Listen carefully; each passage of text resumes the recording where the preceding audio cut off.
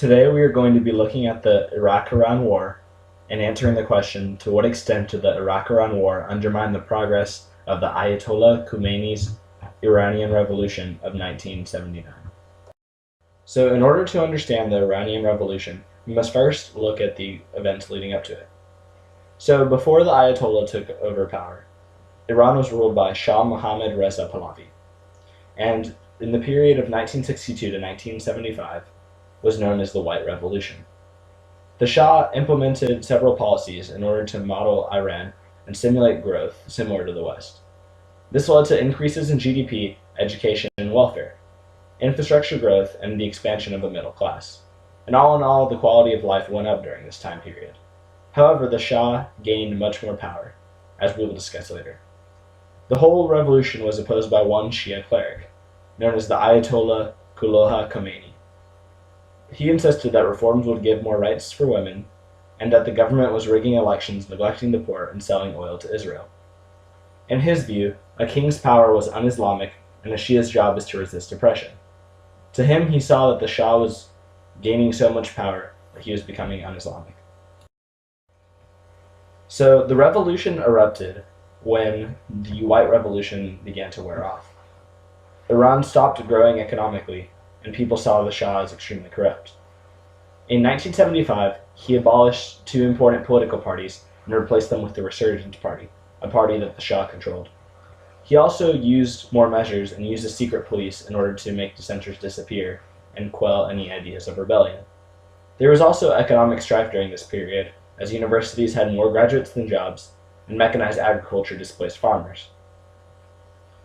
Additionally, many saw that the White Revolution had taken away a lot of Iran's key cultural traditions. They saw that American culture was being put forth before them as an ideal or a goal to reach.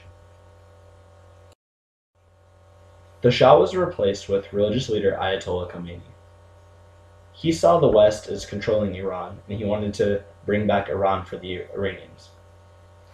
He established Sharia law, and along with that, implemented strict dress codes for men and women, and he implemented democratic voting. In his new democracy, which was contrary to the West, the Iranian constitution did not hold the will of the people supreme. Instead, it held the will of God supreme, which was manifested in the religious leader, which just so happened to be the Ayatollah. So here we can see several key characteristics of the new Islamic Republic of Iran under the Ayatollah. So as mentioned previously, all law was based off Sharia law, and all members of the government had to abide by it. And yet there was a strong anti-Western sentiment which persisted throughout all facets of the government.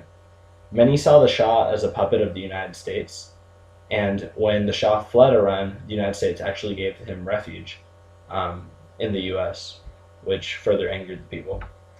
And then the Islamic Republic saw themselves as righteous in the sight of Allah, and perhaps the only truly righteous government in the world. And there was a desire to encourage other Islamic revolutions, modeled after the Islamic Revolution in Iran, and yet there were promises of economic growth and prosperity, and promise of a truly uncorruptible government. So now we're going to be answering the initial question of how the Iran-Iraq War undermined the policies of the Islamic Revolution. So we're going to be looking at several key claims that the Ayatollah made during the revolution, and how he was unable to keep those claims during the Iran-Iraq War. So the first that he claimed was that he was going to be an advisor and not an autocrat. Many saw the Shah as being extremely oppressive to the people, so the Ayatollah promised to simply be a religious advisor, making sure that the government imposed law that was went in accordance with Sharia law. And because of the Iran-Iraq War, he was unable to simply have such a laid-back, hands-off role. Instead, he impeached President and Commander-in-Chief Abolhassan Benazadar, forgive me for poor pronunciation, and as he realized that war required a strong central government, and he knew that he must create peace within the military, and thus had to somewhat submit to them. Another promise the Shah made was that Iran would prosper economically. However, during the Iran-Iraq War, this could not be the case. As we know from the Précis, Iraq targeted key sites in Iran with strategic bombings.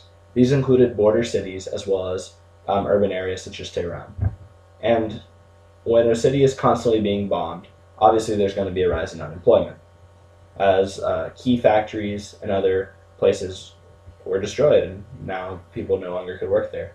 Another example is the destruction of vital oil resources, and Iran was extremely dependent upon its oil economy, so those workers were displaced when the oil wells were set on fire.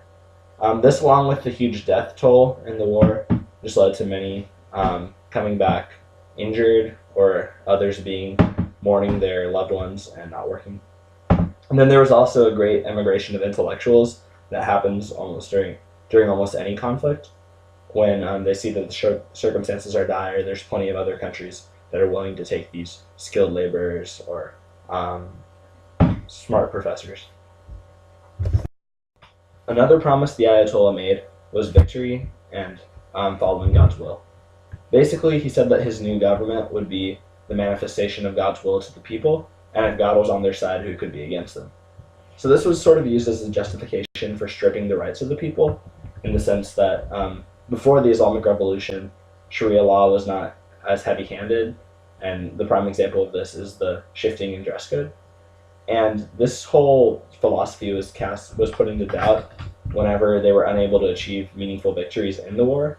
So as we know, Iraq invaded Iran first, and yet Iran repelled them and was winning victories, but yet was unable to achieve meaningful ones in Iraq's territory. This, along with the usage of chemical weapons, really decimated the morale of the Iranian people. For if God was on their side, how could this abomination that was chemical weapons be used against them, and then have the Iraqis not, be smited or not be obliterated by their righteousness? The Ayatollah promised that their revolution would be the first of many worldwide Islamic revolutions, and that as people saw the prosperity of Iran, they would rise up against their corrupt governments. And then this was primarily seen or expected to be the case in Iraq, which was the second largest country with a Shia majority population. So many assumed that during the Iran-Iraq War, the Shias would revolt against Saddam Hussein. And this was seen during the Kurdish revolt, as the Iranians tried to foment that so that the Iraqis would have to be facing a battle on both sides. And they were somewhat successful at first, as the Kurdish fought the Iraqis using guerrilla warfare in the north, but yet Saddam Hussein used chemical weapons on his own people, quelling the rebellion and causing no one to dare stand up against him, just for the horrors of chemical weapons. So because of this, the Iranians were somewhat shocked at the fact that their revolution sort of stood alone. Going along the lines of starting a new Islamic revolution, the Ayatollah promised unity in the Muslim world, as others fell into their governmental structure and saw that only government underneath Sharia law could be successful. But yet, this wasn't the case. Iran became extremely isolated during the war, as it was neither east nor west. Its strong anti-American rhetoric made many Americans fear supporting Iran, and they saw this Islamic revolution as destabilizing the area, which had key oil interests. And yet, at the same time, Iran was not in line with the Soviets, as they had abolished all communist parties in Iran, which angered the Soviets. And then, yet at the same time, Shiism and their revolutionary zeal isolated Iran from its Arab neighbors, as many governments feared that the revolution would spread, and for that reason, they implemented policies to censor news from Iran. And as mentioned previously, they were unable to procure arms and spare parts due to this, since Iran really didn't have help from the United States or the Soviets like Iraq did. They were unable to have the necessary machinery in order to fight the war. The promise of unity in the Islamic world was by far the hardest promise to keep, and the Ayatollah obviously had to go back on his word as the Iraq-Iran war continued. So on the day of the Iraqi invasion, Khomeini declared that it is Saddam Hussein who on behalf of America attacked us, and if we respond to him, it will never have anything to do with the Iraqi nation, which is our brother. By saying this, it was his way of dismissing the claim that they were disunified, and instead making the West the villain as he had during the Revolution in order to get the people on his side. As mentioned previously, the Iranian Revolution had extremely strong anti-Western sentiments. And yet, the Ayatollah promised to be a bulwark against the West, standing firm in their Islamic beliefs. But yet, when the war was nearing a close, it was the UN and it was pressure from the West that forced them to come to the table and talk about a ceasefire. And Khomeini described this as having to drink a cup of poison, but yet it was something that was necessary in order to stop the bloodbath. And the dependence upon the West can be further seen throughout the course of the war. Iran had to resort to human wave attacks due to the lack of supplies. Human wave attacks, which were characterized by Russia and China, are what happens when your army is ill-equipped, but yet you have a much larger population than your opponent. Basically, you send men in wave after wave simply as cannon fodder in order to exhaust the enemy of their resources so that you can then attack them. And this was extremely ineffective as Iraq was well supplied by the West and by the Soviets. And in order to sort of cover his tracks, the Ayatollah proclaimed martyrdom was something that was beneficial or something that was righteous in the face of Allah, as to make excuses for the huge death toll. And lastly, the Ayatollah had to implement the Revolutionary Guards at the start of the war. These were elite troops that had served the Shah and had been trained by the US at first. So at the start of the war, he was actually using US trained troops to fight his battles, which was something that would totally go against his anti-Western policies.